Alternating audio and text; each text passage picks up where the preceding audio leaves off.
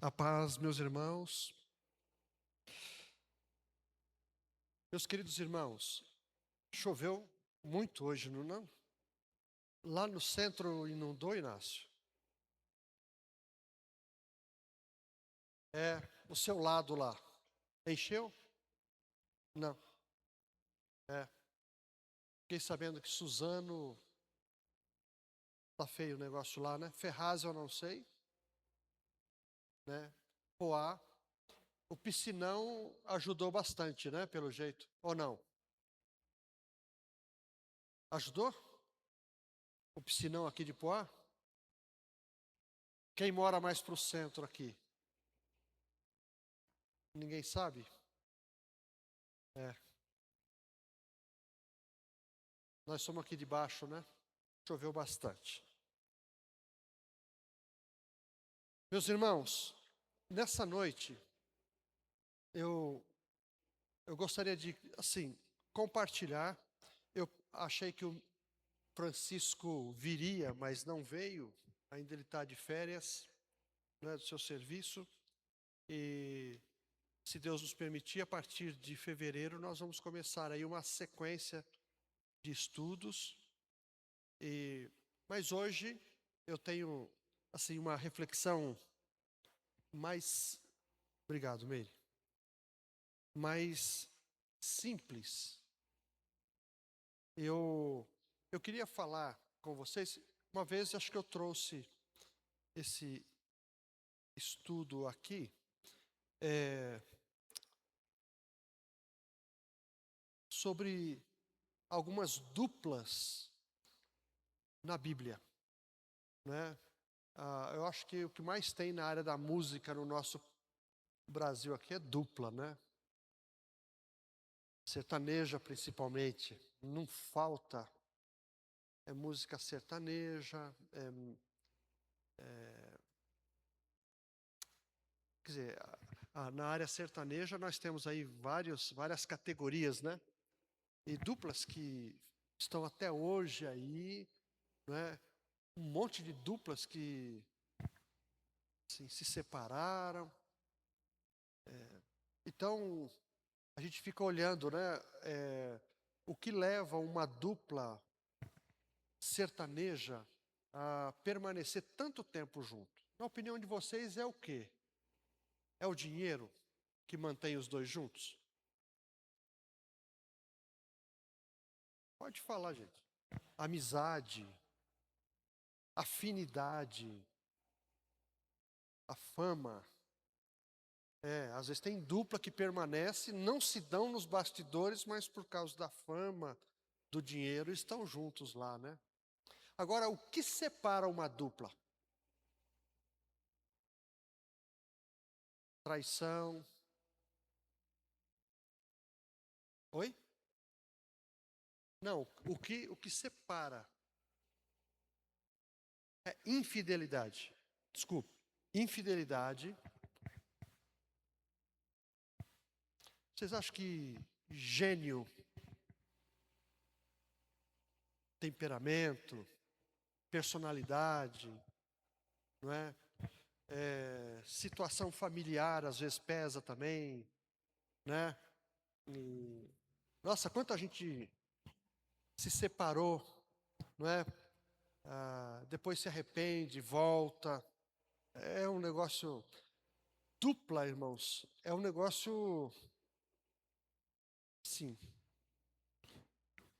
Teria que dar certo, né? No casamento, por exemplo, a dupla tem que dar certo, não é isso? Né? Para permanecer firme, tem que ter o mesmo coração, a mesma mentalidade. Os gostos, não. Cumplicidade, respeito, né? Amor, fidelidade, interesse, né? Senão a dupla se desfaz, não é isso? Então, hoje, irmãos, eu estou dando essa pequena introdução porque eu separei pelo menos 4 duplas na Bíblia e eu queria se compartilhar com vocês. Não é nada profundo, é simples, mas eu gostaria até da participação de vocês. A, a primeira dupla que eu gostaria de passar para vocês ah, está no início de Gênesis lá. Vocês sabem que... Vocês sabem a primeira dupla? Adão e Eva, né? Tá lá.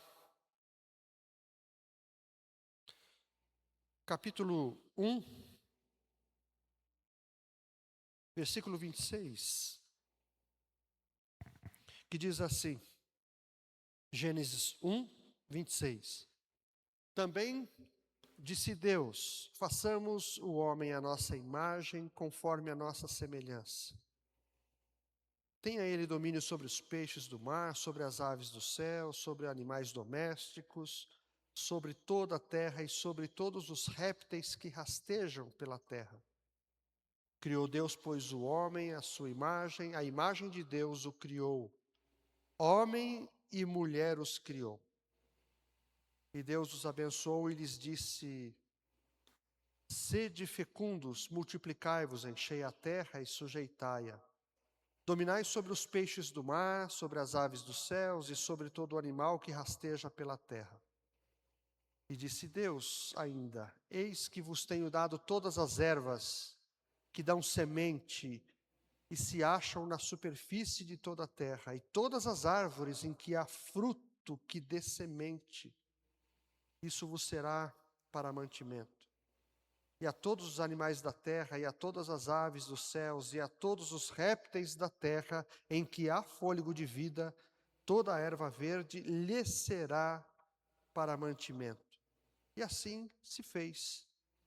Viu Deus tudo quanto fizera, e eis que era muito bom.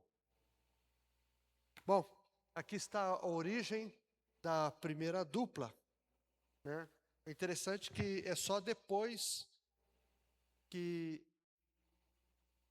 o escritor de Gênesis vai narrar a criação da mulher. Aqui ele já adianta, não é? Deus criou o homem e a mulher. E a partir daí, então, o que nós sabemos, né? Então, mas o primeiro casal, irmãos, reparem bem nisso. Era o homem mais lindo da terra. Porque não tinha nenhum feio, inclusive. Certo, Walter? Era o homem mais lindo da terra. E Deus fez a mulher mais linda da terra. Esse negócio de ciúme, inveja, querer ter as coisas dos outros, né? Não existia. Pelo contrário, o ambiente, vocês podem imaginar o ambiente, o melhor ambiente possível, sem poluição, não é? Sem trabalho duro a princípio, tudo à disposição do casal, tudo, cebolinha, salsinha, coentro, cebola, pimentão, cenoura. Eu só posso acreditar, irmãos, que a origem de todos os vegetais, não é? De todas as frutas, tudo começou lá. Deus fez tudo perfeito, até porque na narrativa diz, não é, que nós lemos aqui, e viu Deus, o sexto dia inclusive, e viu Deus que aquilo era muito bom. Então, falou para o homem e para a mulher, olha, sede fecundos, vocês podem, não é, o privilégio da presença de Deus na viração do dia, não é, uma comunhão perfeita com o Criador, um amor entre os dois, puro, não é?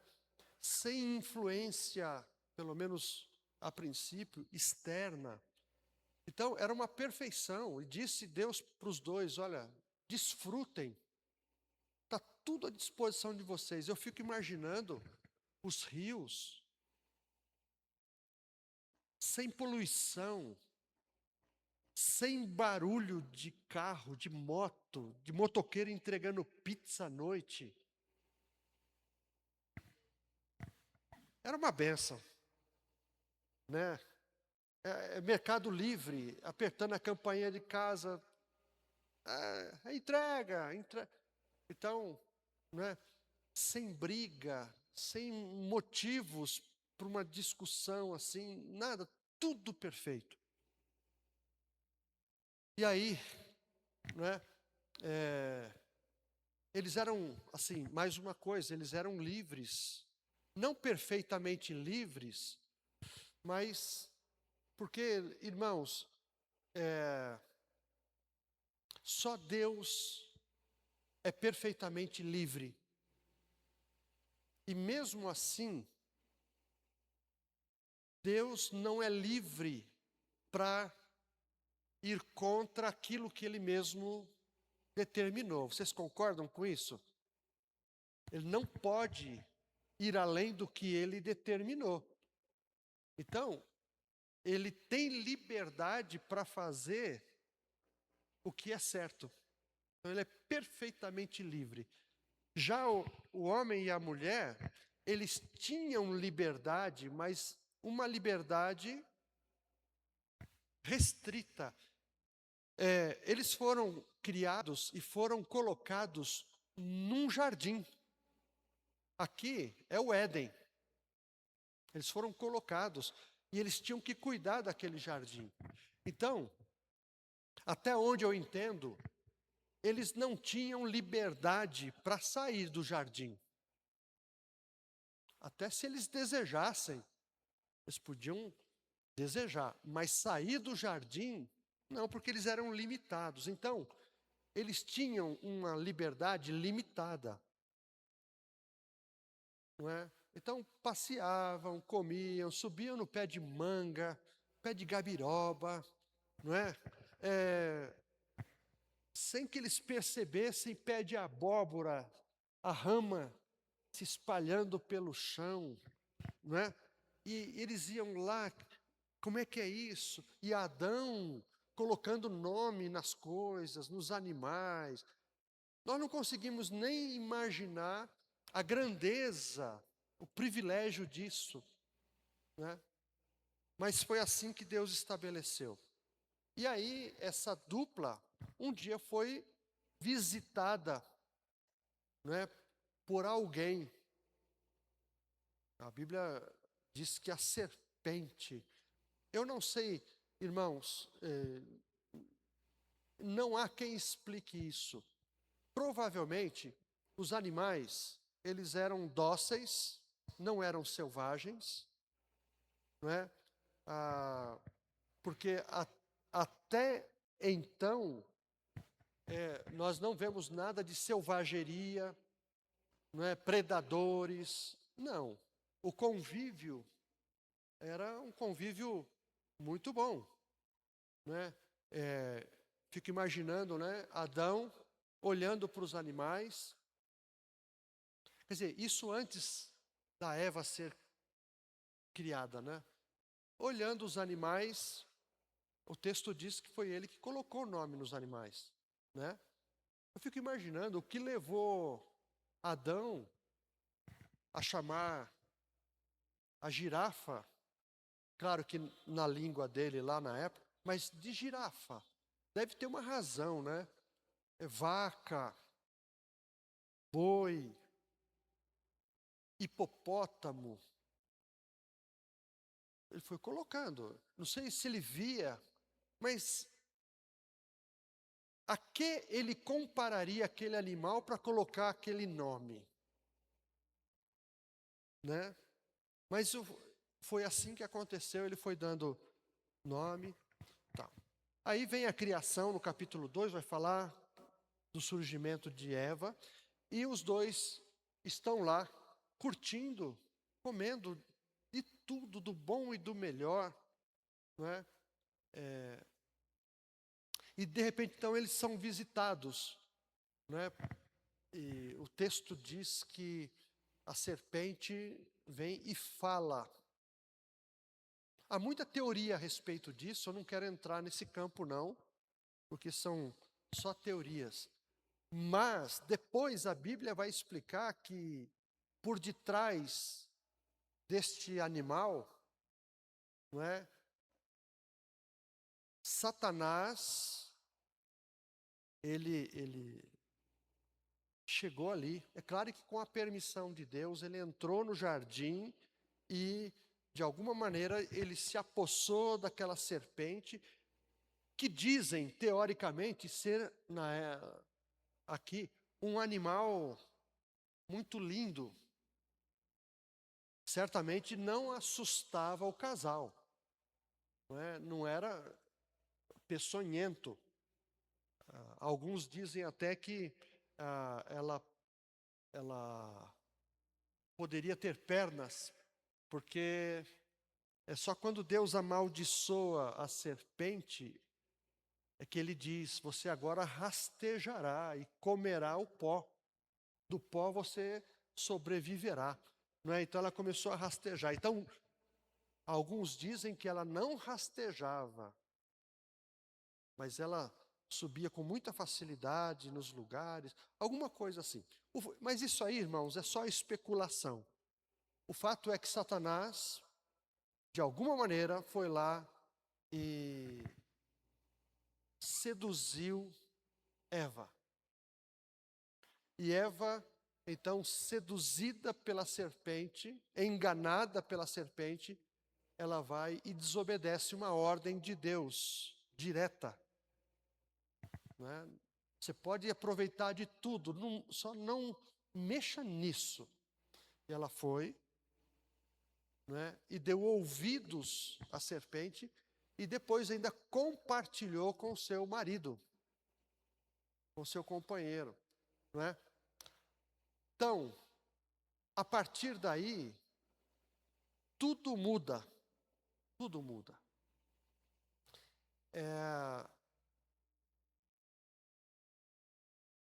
Esse é o primeiro casal, a primeira dupla da Bíblia.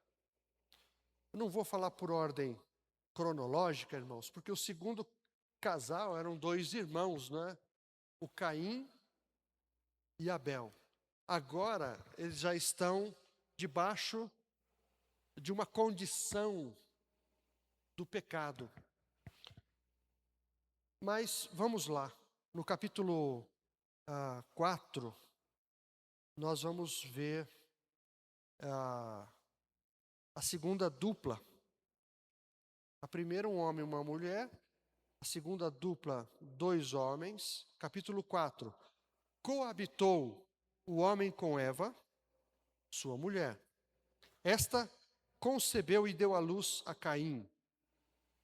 E disse: adquiri um varão com o auxílio do Senhor.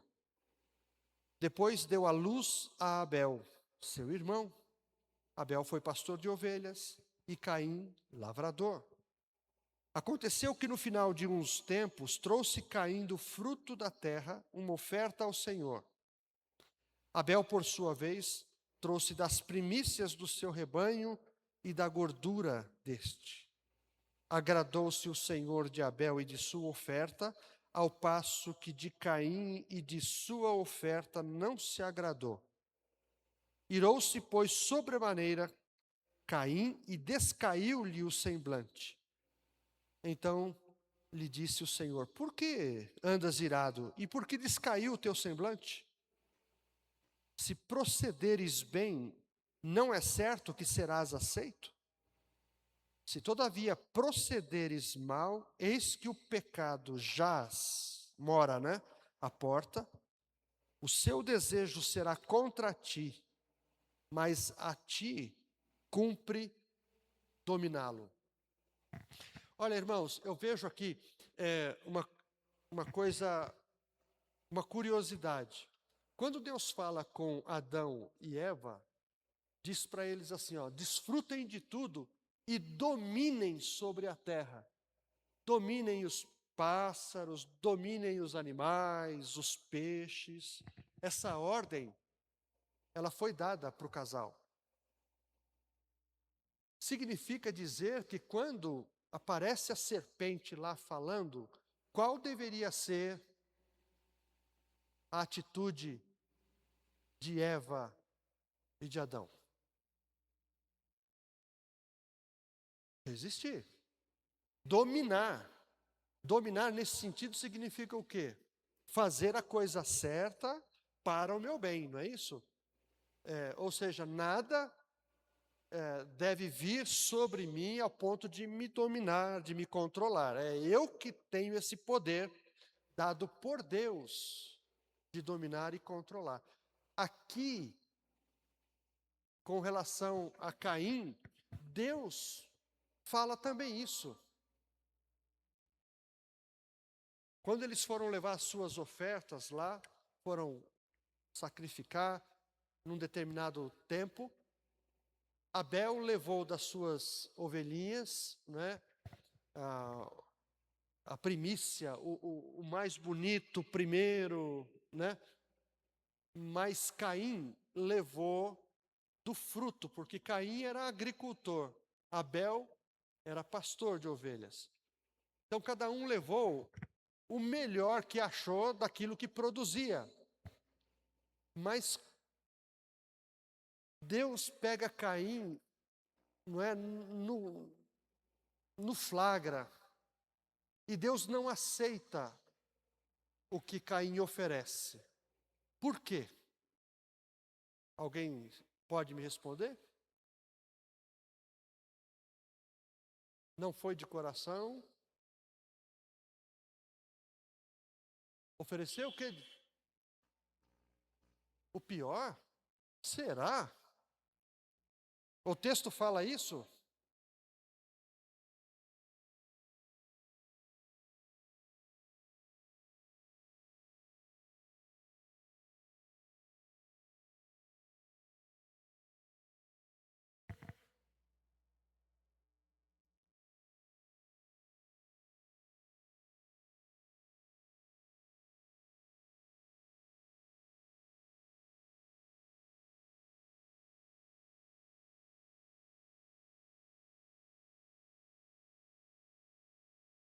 As teorias são várias, hein? Não é? Por que Deus não aceitaria, né, irmãos? Alguns dizem, só para esclarecer esse texto, né, que o que deveria ser levado para o Senhor deveria ter sangue.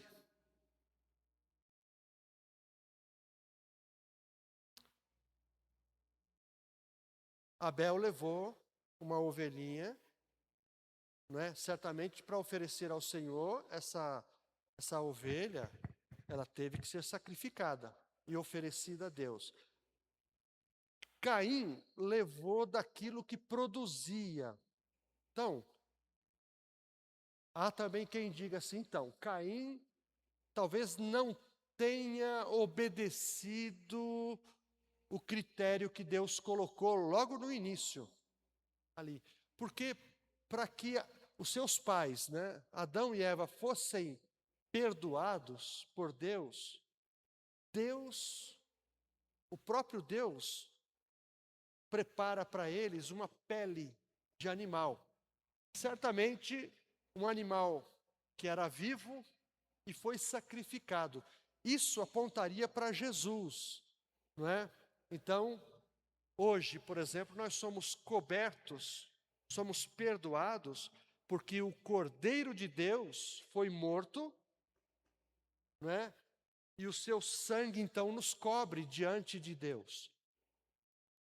Então, alguém já disse que talvez Caim, ele deveria levar também um animal, e porque esse encontro com Deus certamente seria, irmãos, um dia no ano, provavelmente, em que eles deveriam se apresentar diante de Deus, oferecendo alguma coisa para Deus em troca de perdão de pecados, porque o pecado já entrou aí, né? Os dois, tanto Abel quanto Caim, são pecadores. Abel parece que entendeu a vontade de Deus e fez o que deveria fazer. Mas nós não sabemos se o que Caim fez era um sacrifício ou uma oferta voluntária, por exemplo. Certas ofertas na Bíblia não têm a ver com o derramamento de sangue. Então pode ser que o problema não seja esse. Mas interessante é que o próprio Deus fala com Caim assim: se você procedesse bem, se você fizesse o que era para fazer, será que eu não aceitaria? Essa pergunta, em outras palavras, que Deus fez para ele. Então, oi.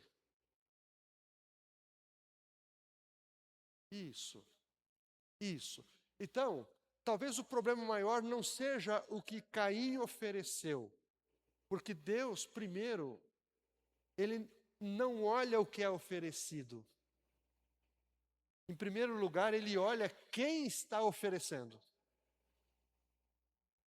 Isso é problema. Até hoje, para nós, é uma coisa para a gente pensar. Não é? Não é aquilo que oferecemos para Deus que sempre é aceito. Depende de como é oferecido. Aquilo que é oferecido é fruto do quê? É resultado do quê? Do que está no coração. E Deus fala para ele aqui, não é essa palavra que Deus transmite para ele? Por que você está irado, Caim? Por que descaiu o teu semblante? Por que você está bicudo? Né? Se procedesses, ou se procederes bem, não é certo que serás aceito? E no versículo, cadê aqui? Você falou, Flor?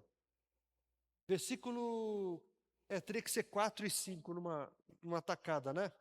Abel, por sua vez, trouxe das primícias do seu rebanho e da gordura deste. Agradou-se o Senhor de Abel e de sua oferta, ao passo que de Caim e sua oferta não se agradou. Olha a sequência. Deus primeiro olha o ofertante e depois o que ele está oferecendo. Então, eu prefiro, irmãos, ficar com esse pensamento e não cair naquele outro pensamento. Ah, não, Caim não ofereceu um animal. Talvez não seja aí. Mas eu prefiro pensar assim. Deus se agradou de Abel e daquilo que ele ofereceu. Mas de Caim e daquilo que ele ofereceu, Deus não se agradou. Então, essa dupla, eu diria assim, ela é marcada, né? Se fôssemos dar nome, assim, só para identificar essa dupla, seria obediente e desobediente.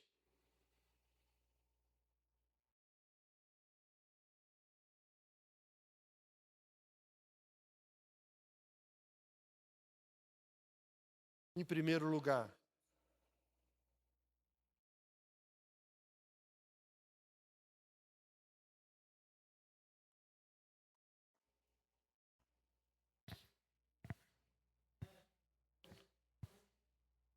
O dever de casa, né? Isso. Nem ele, nem a oferta dele. Mas aí continua, olha. Aí Deus dando bronca nele, né? Se todavia procederes mal, olha aí. Eu acredito, irmãos, aqui, ó, Deus está dizendo para ele assim, ó, se esse teu jeito de ser, ele for mal, olha só, eis que o pecado está diante de você, à porta da tua casa, não é? O seu desejo será contra ti, mas a ti cumpre dominá-lo. Olha que coisa interessante. Deus está alertando Caim. Caim, se você fizer o que é errado, o que vem depois disso? O pecado. O pecado vai te dominar se você não fizer a coisa certa. Então, cabe a você dominar o pecado e não o pecado dominar você. Porque se o pecado dominar você, eu não te aceito e nem vou aceitar a tua oferta. É interessante essa sequência, né, irmãos? Então, nós vemos esse exemplo dessa dupla aqui, né? Alguém que agrada a Deus e alguém que desagrada. Aí, depois disso, deste aviso de Deus, parece que Caim abriu a porta para o pecado mesmo. A porta aqui, né, irmãos? Do coração. E ele vai e mata o seu irmão no campo. Aí nós temos a história da morte de Abel, o seu irmão mais novo. Então, significa dizer que Caim não deu ouvidos a Deus. Né? Pelo contrário, ele deu ouvidos, como sua mãe, à serpente, ao diabo. Olha, Levítico capítulo 10, uma outra dupla. Uma outra dupla está aqui. E aqui, irmãos, esse contexto aqui é bem isso, né? Na época que Moisés, então, ele começa ali a organizar a questão espiritual do povo. Então Deus diz para Moisés: Moisés, vai lá e unge o teu irmão Arão, e ele será o sumo sacerdote. E todos os descendentes de Arão trabalharão, né, no tabernáculo, no templo, cuidarão dessa parte espiritual do povo. Então, Arão é ungido e se torna o sumo sacerdote, e os seus filhos sacerdotes. Lembrando que havia uma função especial para o sumo sacerdote, não é? Os sacerdotes, né, com o passar do tempo ali, eles tinham que fazer tudo ali no tabernáculo a princípio, depois no templo que foi construído, não é? Mas os sacerdotes não podiam entrar onde a arca estava colocada. Ali era um lugar secreto, assim, fechado. Só o sumo sacerdote poderia entrar onde estava a arca, e ele entrava uma vez por ano.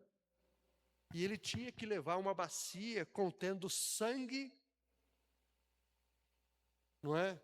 Sangue de um cordeiro lá, e ele entrava, e ali, naquele recinto fechado, particular, ele pegava o sangue e aspergia as 4 pontas da arca e intercedia pelo povo.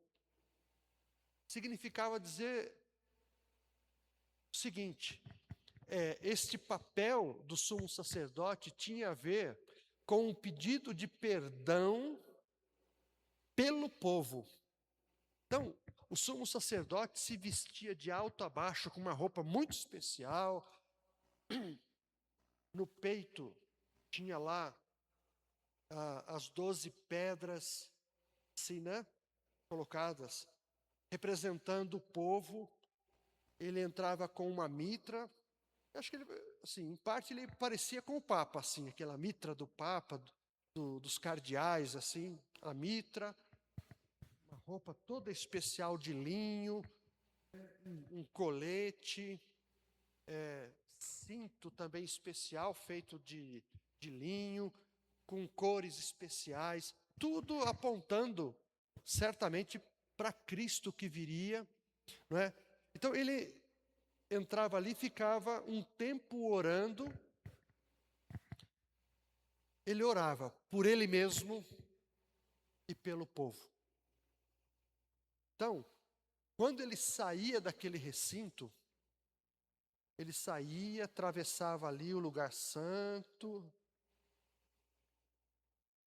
chegava diante do povo e dizia: Deus ouviu a oração e vocês estão perdoados.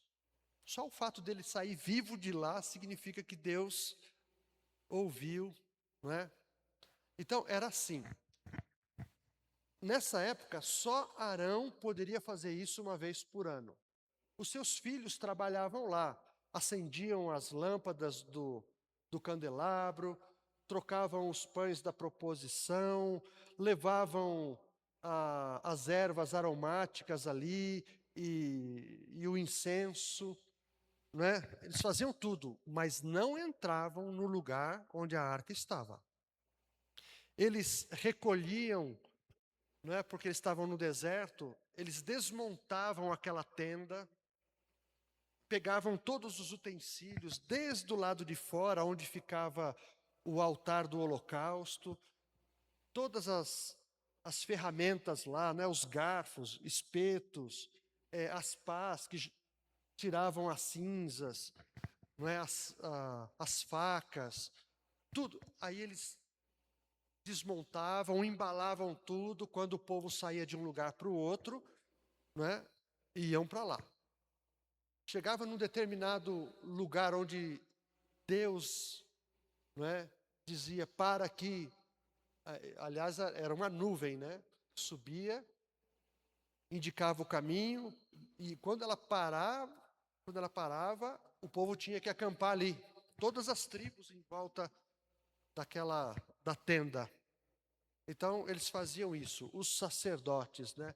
Depois eles foram também divididos em funções, mas o sumo sacerdote sempre ocupava, né? Mais tarde, esses descendentes dos sacerdotes se tornaram músicos, né? Os levitas, por exemplo, cuidavam dessa parte musical no templo, muitos anos depois. Até hoje, né, muita gente chama o Rafinha é um levita. Perdeu isso. Todos nós somos sacerdotes, né? Então somos levitas também. Mas é assim. Então, agora, aqui no capítulo 10 de Levítico, nós vamos ver outra dupla, chamada Nadab e Abiú, filhos de Arão. Eles tomaram cada um seu incensário e puseram neles fogo, e sobre este incenso, e trouxeram fogo estranho perante a face do Senhor, o que lhes não ordenara. Então saiu fogo de diante do Senhor e os consumiu, e morreram perante o Senhor. E falou Moisés a Arão: isto é o que o Senhor disse: mostrarei a minha santidade naqueles que se cheguem a mim, e serei glorificado diante dele, ou diante de todo o povo.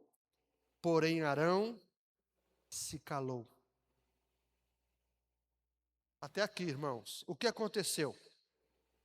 Esses dois, eles pegaram, provavelmente o trabalho deles era queimar incenso na primeira sala. Então, o que eles deviam fazer? Pegar fogo, né? De onde vinha esse fogo? É essa a questão. Desde o início, desde a inauguração do tabernáculo, todo fogo devia proceder do altar do holocausto, que ficava do lado de fora, onde os animais eram queimados. Se alguém tiver uma pergunta, pode perguntar, viu, irmãos? Às vezes eu estou na sequência aqui. Mas o que acontecia? O primeiro fogo, quem acendeu, foi o próprio Deus no altar do holocausto. A primeira oferta que foi oferecida ao Senhor, o primeiro sacrifício de um animal, quem lançou fogo foi o próprio Deus. a partir daí, não é, este fogo, ele foi considerado de procedência divina. Então, para acender as lâmpadas do candelabro, da onde tinha que vir o fogo? Do altar do holocausto. Para acender o incensário, né? O incensário é aquele, né? São aquelas ervas são colocadas no incensário e a fumaça preenche o lugar, o aroma, não é? E a fumaça também.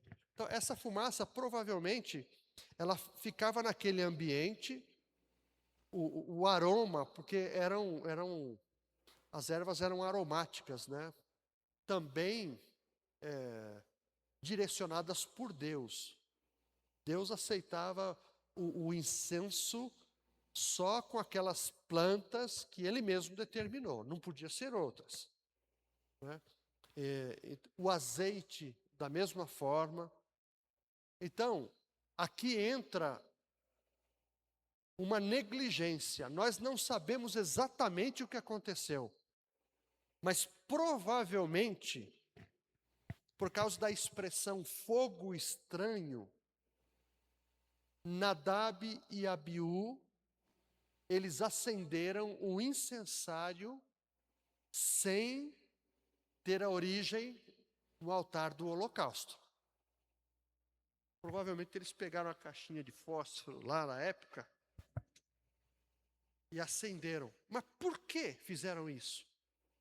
Se eles sabiam,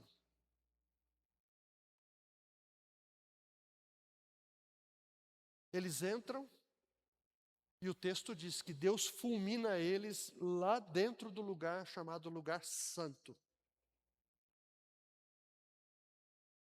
Como é que chama o lugar onde a arca ficava? Lugar santíssimo, ou santo dos santos, né? Era assim, mas na primeira sala era lugar santo. Eles foram mortos por Deus ali. Por quê? Porque levaram diante de Deus fogo estranho. Ou seja, a origem não era a do holocausto, lá do altar do holocausto. Aí, vocês podem imaginar os filhos mais velhos do primeiro sumo sacerdote sendo mortos diante da congregação toda, diante do povo. Arão se cala e Moisés disse: é isso que acontece quando a gente não santifica a Deus no nosso serviço. Foi terrível, irmãos, foi terrível. Há uma tristeza, depois tem que separar outros sacerdotes. A história ela é muito interessante, os irmãos podem continuar e devem continuar essa leitura lá. Então, esta é uma dupla também marcada por alguma coisa que eu vou dizer no final, não é? E uma última, irmãos, dupla, tem outras, né, mas está lá em Atos, capítulo 5, agora já no Novo Testamento. Atos, capítulo 5.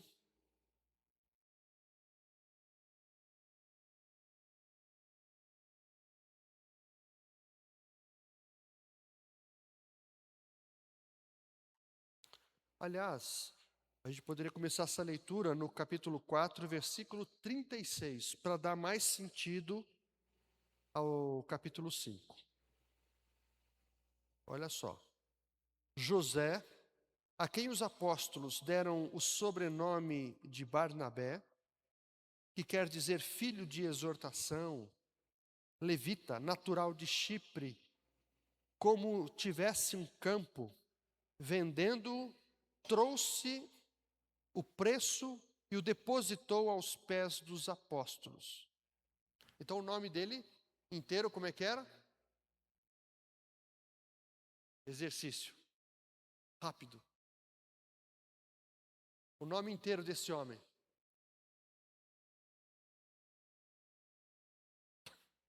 Oi? José Barnabé. Né? O nome dele não era José? Aí deram o sobrenome dele de Barnabé. Então ficou como? José Barnabé. Não tem José Luiz? Não tem José Marques? Tem José Barnabé na Bíblia. Não é? Natural de Chipre. Um homem muito considerado, irmãos, na igreja primitiva. Não é? Filho da exortação é o significado da palavra Barnabé. Né? A palavra bar significa filho. Bartolomeu, não é? Filho de Lomeu, ou Ptolomeu, uma coisa assim. Mas bar significa filho. Simão Bar Jonas, que significa Simão, filho de Jonas. Né? Então, são detalhes curiosos, né? Interessantes. Capítulo 5. Entretanto, certo homem chamado Ananias, com sua mulher Safira, vendeu também uma propriedade, mas em acordo com sua mulher, reteve parte do preço e, levando o restante, depositou aos pés dos apóstolos. É bem interessante isso, irmãos. Só para a gente adiantar aqui a compreensão, o Barnabé vendeu um terreno e o valor total do terreno ele ofereceu a Deus. Levou para lá e tá. Provavelmente também Ananias e Safira, eles olham aquela atitude de Barnabé. Essa é uma compreensão do texto, assim, por dedução. Vamos fazer a mesma coisa. Até alguns, né, alguns historiadores, eles dizem que movidos de um certo, para não ficarem por baixo, né, esse é um comentário. O casal vendo que Barnabé fez aquilo, para não ficar atrás, para não ficar por baixo, fez a mesma coisa e prometeu vender e dar o valor. Mas aí, no meio do caminho, Ananias, em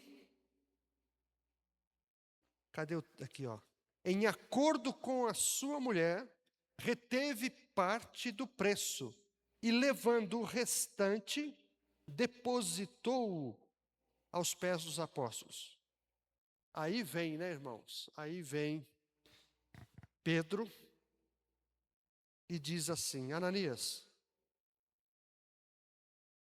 por que encheu Satanás teu coração para que mentisses ao Espírito Santo, reservando parte do valor do campo? Pedro está fazendo uma pergunta. Conservando-o, porventura não seria teu? E vendido não estaria em teu poder? Como, pois, assentaste no coração este desígnio? Não mentiste aos homens, mas a Deus. Ouvindo essas palavras, Ananias caiu e morreu, sobrevindo grande temor a todos os ouvintes. Levantando-se os moços, cobriram-lhe o corpo e, levando-o, o sepultaram. Quase 3 horas depois, entrou a mulher de Ananias, não sabendo o que ocorrera. Então Pedro, dirigindo-se a ela, perguntou-lhe: Diga-me, vendeste, portanto, aquela terra? Ela respondeu: Sim, portanto. Tornou Pedro a dizer: Por que entraste em acordo para tentar o Espírito do Senhor? Eis aí a porta aos pés dos que sepultaram teu marido, e eles também te levarão. No mesmo instante, caiu ela aos pés de Pedro e expirou, morreu. Entrando os moços, acharam-na morta e, levando-a, sepultaram junto ao marido. E sobreveio grande temor a toda a igreja e a todos quantos ouviram a notícia destes acontecimentos. Que dureza, né, irmãos? Que dureza. Ah, hoje se fala muito em dinheiro, né? Em muitos lugares, a cobiça. Existe o convite para trazer o dinheiro, mas também existe o desejo de quem traz, de possuir mais, de ter mais, não é? Essa questão ela é bem difícil. Então, é onde acontece ah, aquela troca, aquele sentimento de comércio. Eu trago, eu invisto na obra do Senhor e o Senhor se vê obrigado a me abençoar, a me prosperar. É mais ou menos assim que acontece. Aqui, irmãos, no início da igreja, o negócio era bem diferente, não é? Então, Ananias e Safira venderam lá por 500 mil reais, e pelo que dá a entender, não é? Eles prometeram isso a Deus. Não prometeram a Pedro, parece que ninguém sabia ali, mas prometeram a Deus. Aí, venderam por 500 mil, prometeram dar 500 mil, mas no meio do caminho resolveram, ó, vamos dar 300 mil só lá para a igreja? A esposa concordou, vamos. Quando chega na hora, diz o texto, o Espírito Santo revela a Pedro, e Pedro faz a pergunta: por quanto esse valor aqui tem a ver com o valor que você recebeu? Ananias mente e diz: sim, é o valor que eu vendi. Aí Pedro diz: então, você não está mentindo para mim, você mentiu ao Espírito Santo. Depois fez a mesma coisa com a esposa, né? A esposa também confirmou: não, nós vendemos por 300.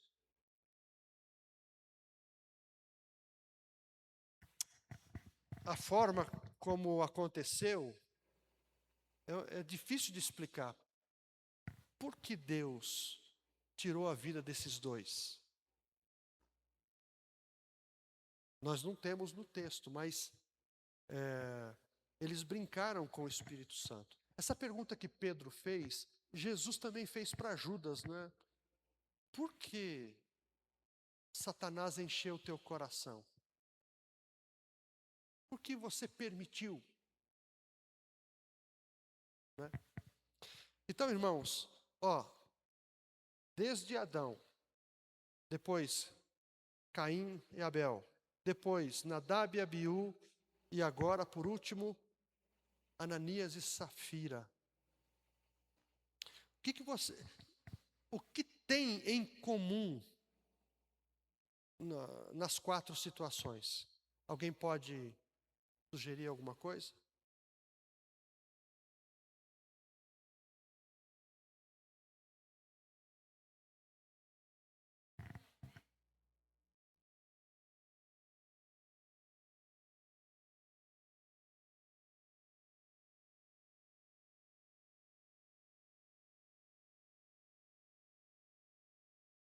Sim. Porque um não discordou.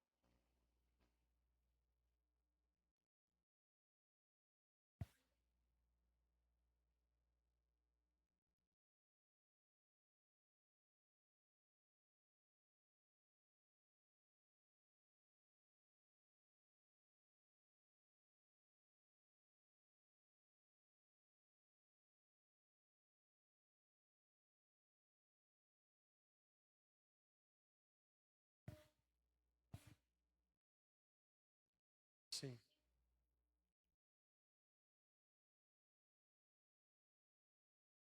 Só um, né? Só Abel.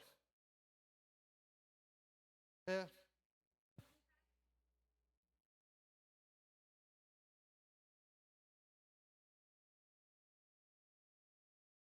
É.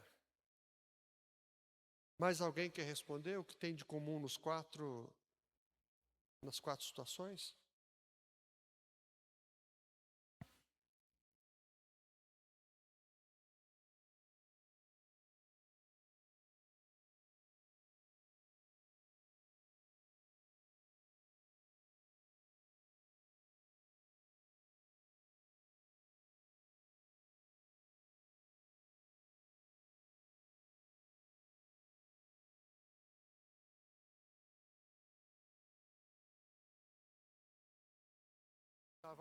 Tirar vantagem, né? Uma Helena?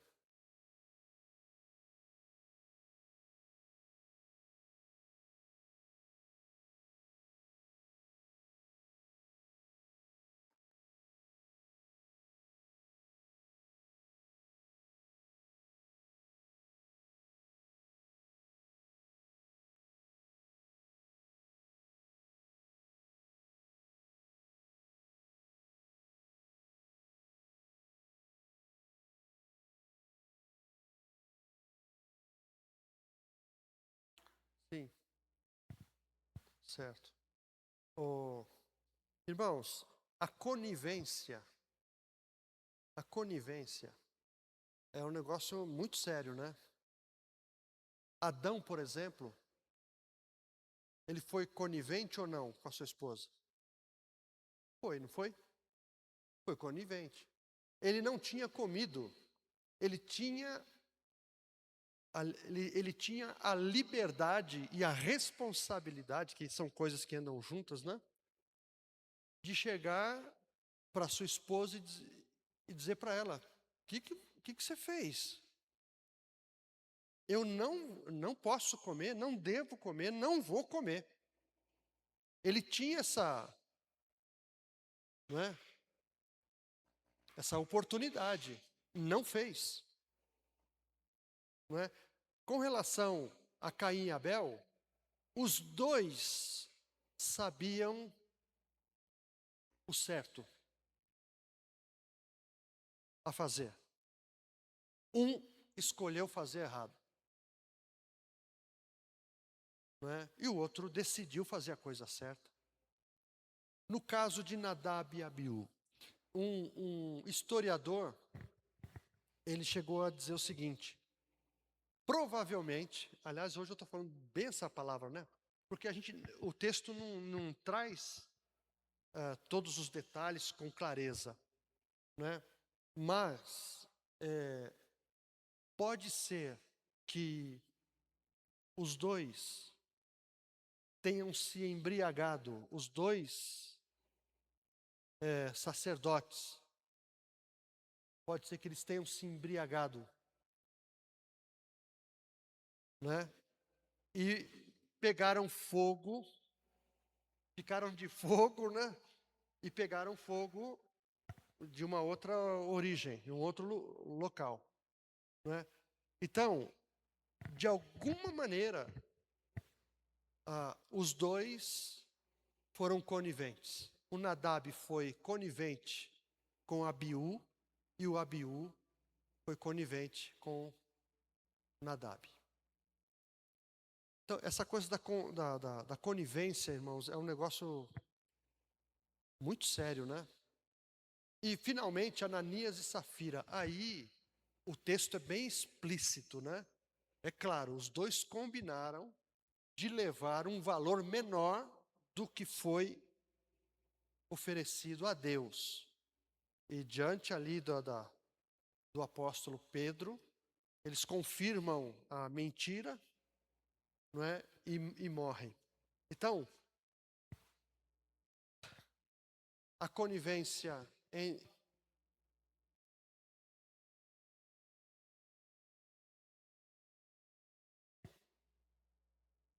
aliás, é o argumento de Pedro.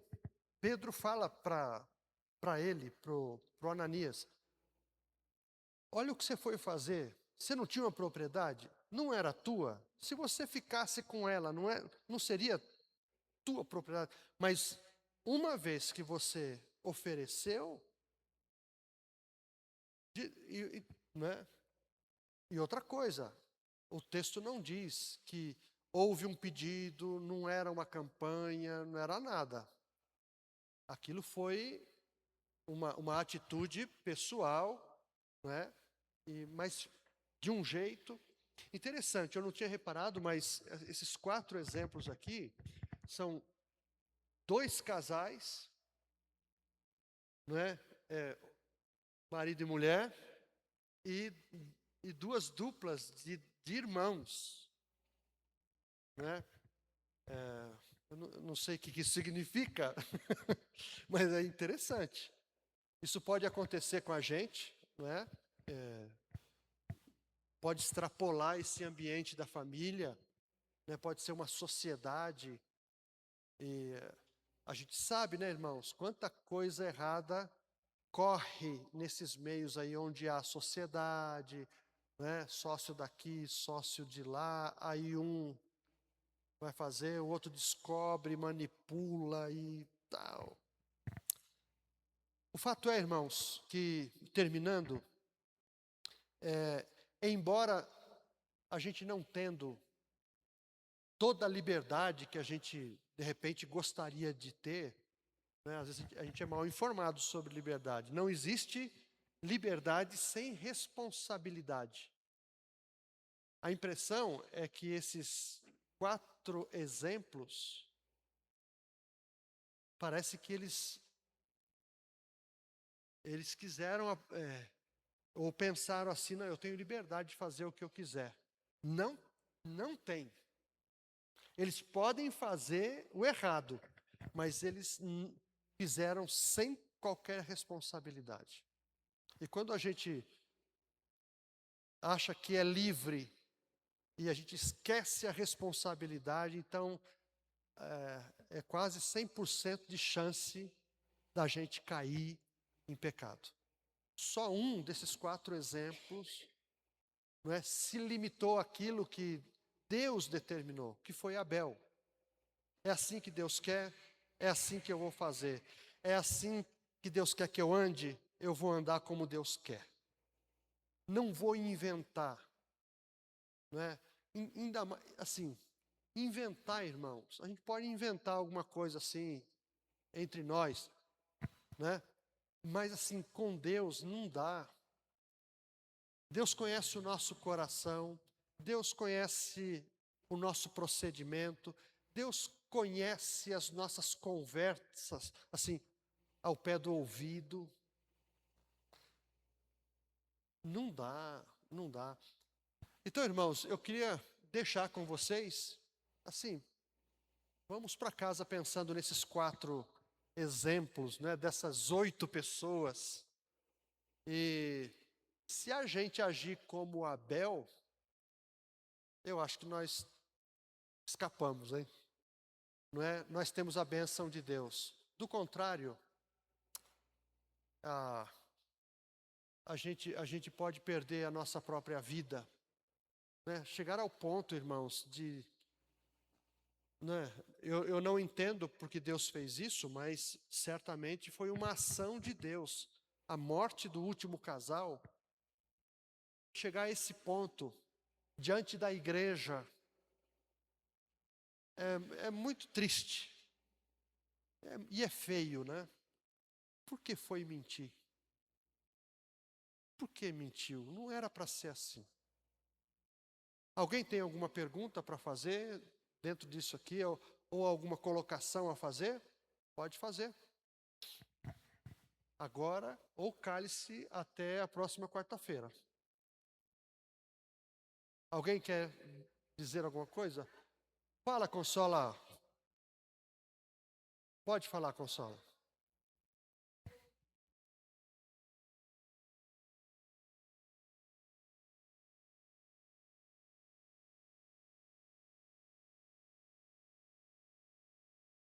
Exemplo. Não repetir. É.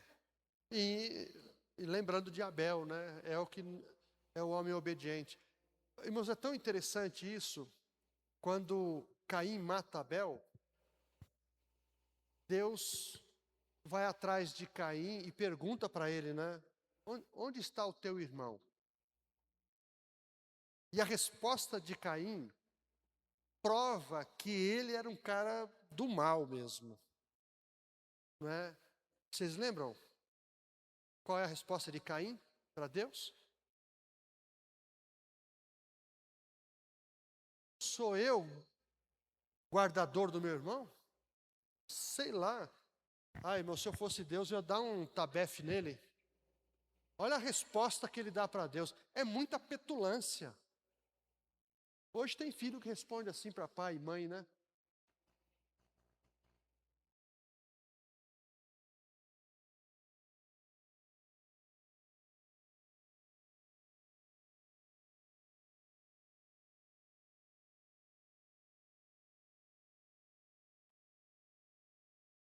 Sim.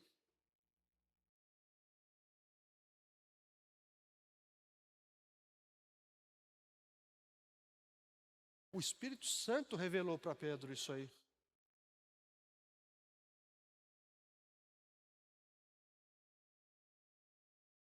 Talvez não tenham se arrependido. É triste. Sim, só para terminar, irmãos, o que eu ia falar interessante de Abel é que quando Caim responde assim, dá a impressão que Deus não sabia onde estava o Abel, né? Como Deus pode não saber? E para perguntar para um mentiroso, um caba safado como Caim, cadê o seu irmão? É claro que Deus sabia. Quando Deus faz uma pergunta, eu falei uma vez isso aqui, quando Deus faz uma pergunta para a gente, irmãos, como se não soubesse, não é que ele não sabe, ele quer ver o que nós vamos responder. Porque a nossa resposta vai declarar o que está dentro do nosso coração, com certeza. Não é? E o texto lá em Hebreus diz que a terra reclamou o sangue de Abel. Vocês já leram isso? É Gênesis mesmo? Acho que em Hebreus depois vai falar sobre isso também. Se achar, vamos terminar com essa leitura aí, Flor. É, o sangue, não a terra, desculpe. O sangue reclama desde a terra, não é isso?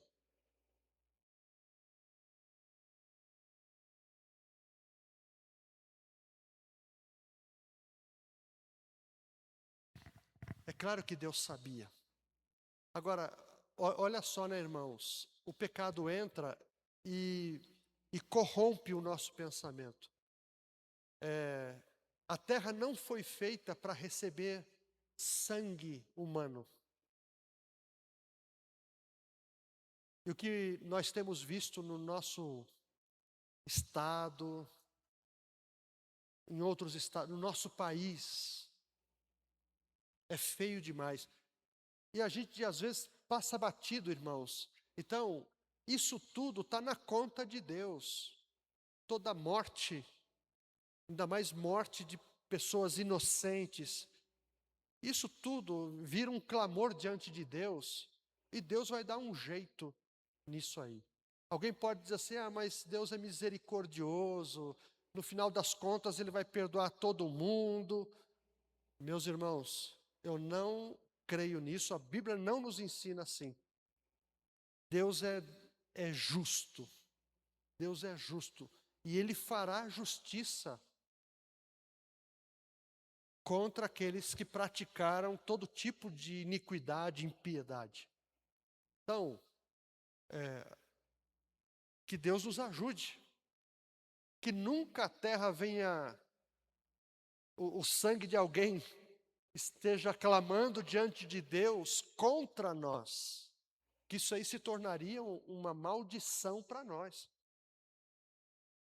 Que Deus nos abençoe, né, irmãos? Deus nos abençoe. Que sejamos Abéis. hábeis também, mas nesse sentido, bons Abéis. Não é que ofereçamos sempre ao Senhor, irmãos, uma resposta de amor, que Deus sempre vai olhar isso primeiro. Depois ele vai olhar o nosso cântico, a nossa oração, a, a nossa oferta financeira. Isso é secundário. Em primeiro lugar vem quem somos, o que pensamos, o que desejamos, o que fazemos também, né? Em primeiro lugar. Que Deus nos ajude a... Aliás, é Paulo que diz assim: o pecado não terá mais domínio sobre vós, por causa do que Cristo fez. Mas o que Cristo fez não nos isenta de fazermos também a nossa parte. Certo? Que Deus nos ajude. Vamos ficar em pé, irmãos? Hoje nós temos aqui alguém que nos visita. Olha, tá ali, ó, ao lado da tia Arlete.